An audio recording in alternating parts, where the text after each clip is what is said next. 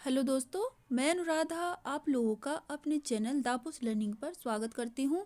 पिछले वीडियो में हमने क्लास 11th की हिंदी का चैप्टर 3 अप्पू के साथ 2.5 साल पाठ का एमसीक्यू किया था और आज की वीडियो में हम लोग करने वाले हैं विदाई संभाषण पाठ का एमसीक्यू।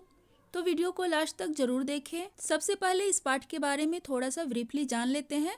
इस पाठ के लेखक हैं बाल मुकुंद गुप्त। विदाई संभाषण उनकी सबसे चर्चित व्यंग्य कृति शिव शंभू के चिट्ठे का एक अंश है। यह पाठ वायसराय कर्जन के शासन में भारतीयों की स्थिति का खुलासा करता है। लॉर्ड कर्जन 1899 से लेकर 1905 तक 2 बार भारत के वायसराय रहे थे। कहने के लिए तो उनके शासनकाल में विकास के बहुत सारे काम हुए, लेकिन उन सभी कामों का उद्देश्य इस देश के संसाधनों का अंग्रेजों के हित में सबसे ज्यादा उपयोग करना था। पाठ में भारतीयों की इसी बेबसी, दुख एवं लाचारी को व्यंग्यात्मक ढंग से लॉर्ड कर्जन की लाचारी से जोड़ने की कोशिश की गई है। साथ ही यह दिखाने की कोशिश की गई है कि शासन के तानाशाही रूप से हर किसी को कष्ट होता है, चाहे वह सामान्य जनता हो या फिर लॉर्ड कर्जन जैसा वायसराय। तो पहला प्रश्न है, विदाई संभाषण पाठ के लेखक कौन है? तो इस पाठ के लेखक हैं बाल मुकुंद गुप्त। सही ऑप्शन है बी, बाल मुकुंद गुप्त इस पाठ के लेखक हैं। दूसरा प्रश्न है, बाल मुकुंद गुप्त का जन्म कब हुआ था? तो बाल मुकुंद गुप्त का जन्म 1865 ईस्वी में हुआ था।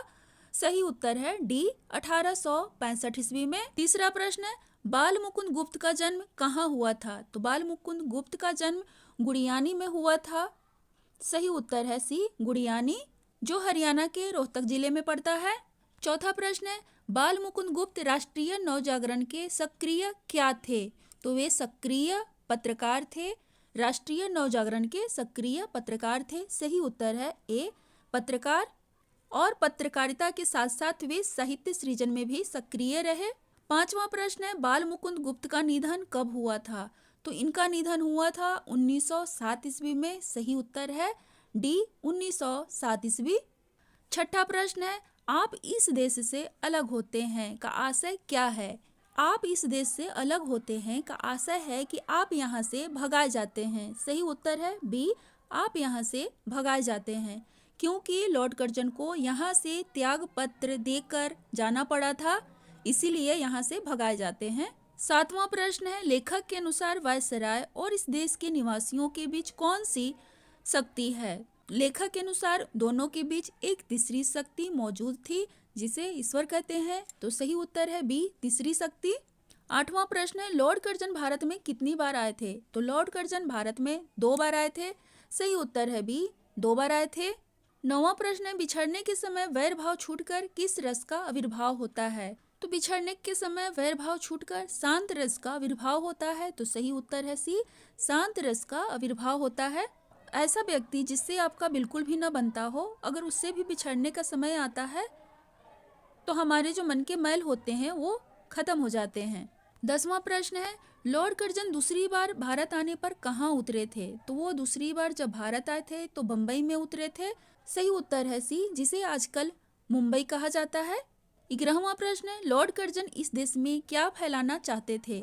तो वे इस देश में अशांति फैलाना चाहते थे। सही उत्तर है डी, अशांति फैलाना चाहते थे। 12वां प्रश्न है, लॉर्ड कर्जन ने भारतवासियों को गर्म तवे पर किसके समान नचाया? तो गर्म तवे पर नचाना एक तरह से मुहावरा है।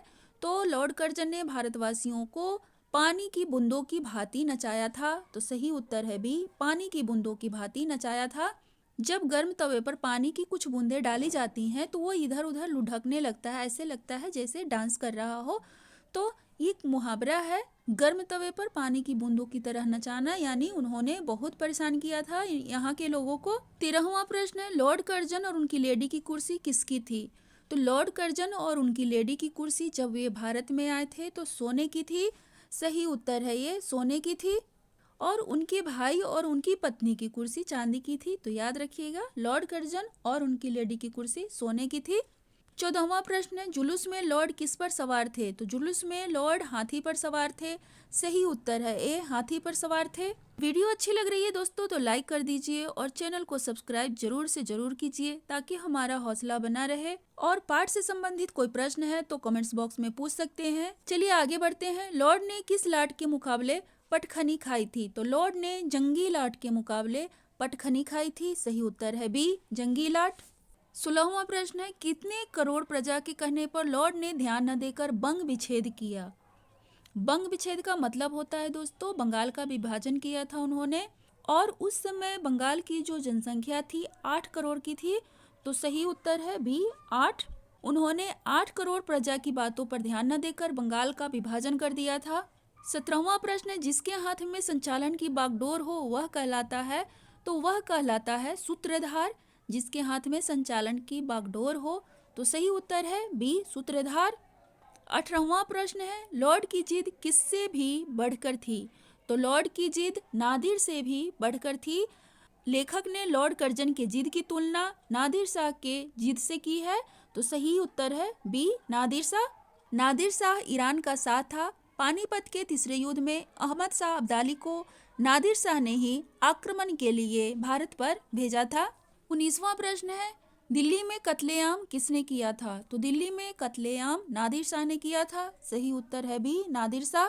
जब नादिर शाह ने दिल्ली में कत्लेआम किया था तो आसिफ जहां ने गले में तलवार डालकर उससे प्रार्थना किया था कि इस कत्लेआम को रोक दो, तो उसने उसी टाइम कत्लेआम को रोक दिया था। लेकिन लॉर्ड कर्जन बंगाल की 8 करोड़ प्रजा की गिड़गिड़ा कर उससे भीख मांगा कि बंगाल का विभाजन न करो, तो भी उसने उनकी बात पर ध्यान न देकर बंगाल का विभाजन कर दिया था। इसलिए उसने उसकी तुलना नादिर शाह की जिद से की थी।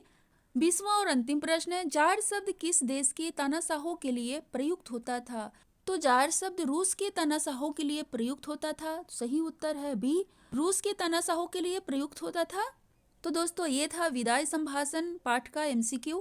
आपसे एक बार फिर से कहते हैं कि वीडियो आपको अच्छी लगी तो लाइक कर दीजिएगा और एक कमेंट जरूर कीजिएगा कि आपको वीडियो अच्छी लगी, खराब लगी। तो मिलते हैं किसी नए वीडियो में, तब तक अपना ध्यान रखिए, खुश रहिए। Thank you for watching.